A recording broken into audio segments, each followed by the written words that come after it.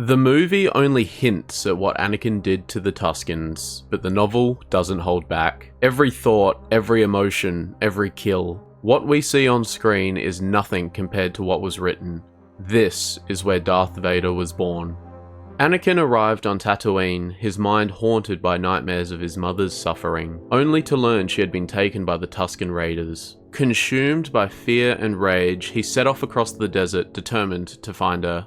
Traveling across the sand dunes, Anakin's only guide was the sensation of his mother's pain. It wasn't a definitive homing beacon, but he suspected he was moving in the general direction. Pausing to scan the horizon, he spotted a massive vehicle, a Jawa sandcrawler. Well aware that nobody knew creatures' movements in the desert better than the Jawas, he kicked his speeder bike off in their direction. It took Anakin a long time to convince them he wasn't purchasing a droid, and even longer to get them to understand he was merely after information about any Tusken Raiders. They eventually pointed him to the east. The lack of financial compensation annoyed the Jawas, but Anakin had no time to care. Coming upon a gruesome scene, Anakin immediately knew it was the work of the Tuskens. 3 farmers, likely ones who had helped clear Glaz in the search for Shmi, lay dead by a campfire. Anakin told himself to calm down and reached into the Force to search for her, to make sure she hadn't suffered the same fate. Pain shot through him as a cry that was both hopeful and helpless entered his thoughts. He knew Shmi was running out of time. He promised he would return to bury the bodies, but for now, there was no time. Anakin got on the speeder and tore across the dark desert, following her call into the night. Pulling the speeder bike to the ridge of a high dune, Anakin looked across the desert wastes of Tatooine. Below him lay an encampment he instantly recognized as Tusken. He could sense his mother down there, feel her pain in the Force. He edged closer, inspecting the huts, looking for any signs that might point to what their use was. One stood out, sturdier than the rest, guarded by 2 Tuskens. Anakin knew that was where she was. He slipped through the camp, reached the hut, and put his hands to the wall. The pain inside was unmistakable. Igniting his lightsaber, he sliced through and rushed in. Shmi was tied to a rack, weak, battered, but alive. Anakin freed her and held her close, lowering her gently to the ground. He knew that she was alive, although she did not immediately respond and had come down so limp. He could feel her in the Force, though she was a very thin sensation. The reunion was brief, too brief. As they spoke, Shmi seemed to be in a different place than Anakin, a safer place. "Now I am complete," she announced as she looked straight up past Anakin to the shining moon it seemed. Somewhere, deep inside, Anakin understood. As she started to say, "I love," she went very still, and he saw the light fade from her eyes. Wide-eyed with disbelief, he rocked her in silence, pleading for her to answer, but she was gone.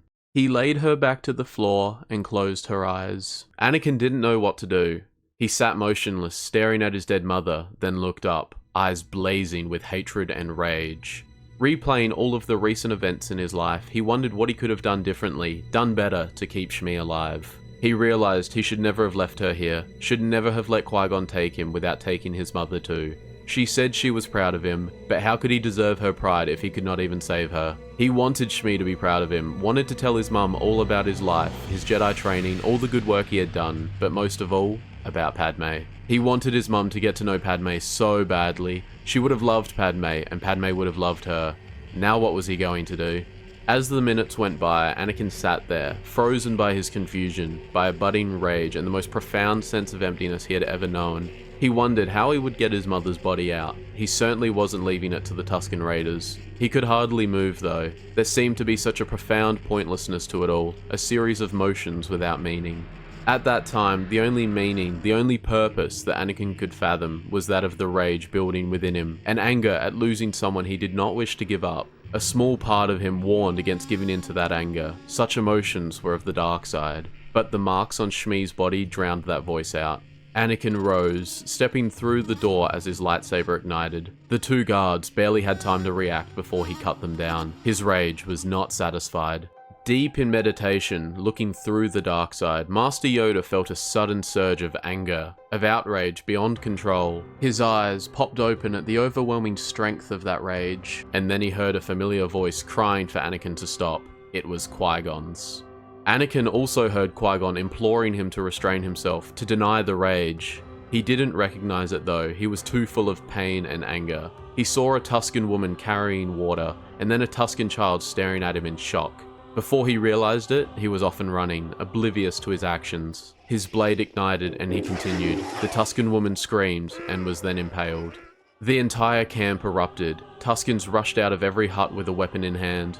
Anakin was deep in the Force now, leaping far and long, clearing one hut before moving to the other. His blade flashed before he landed, even before the two Tuskens realized he was between them. A third charged with a spear, but Anakin set a wall of Force energy as solid as stone. Pushing forth with that hand, the Tusken was launched 30 meters through the wall of another hut. Taking off again, Anakin was running and leaping, his blade spinning in a blur, every stab dropping a Tusken to the ground, every slash sending limbs across the sand. None stood against him for long. The survivors tried to flee. Anakin refused to let them. He saw a group hide in a hut, so he reached out to a large boulder. It flew to his command, smashing one Tusken before he dropped it on the hut full of Tuskens, crushing them all. And then he was off again, his strides enhanced by the Force as he caught up to the fleeing Tuskens, slaughtering every one of them. He no longer felt empty. He felt a surge of energy and strength beyond anything he had ever known. Felt full of the Force, full of power, full of life. Then silence. It was over. Anakin stood among the ruins of the encampment, surrounded by dozens of Tusken bodies. Only one hut remained untouched. He put his lightsaber away and returned to it, gently lifting his mother's body into his arms. The massacre of the Tuskens was a turning point for Anakin Skywalker. The loss of his mother and the rage he unleashed that night marked the first time he truly gave in to the dark side. The moment that set him on the path to becoming Darth Vader. If you enjoyed this deep dive into Star Wars lore, don't forget to like and subscribe. I'll see you next time. May the Force be with you, always.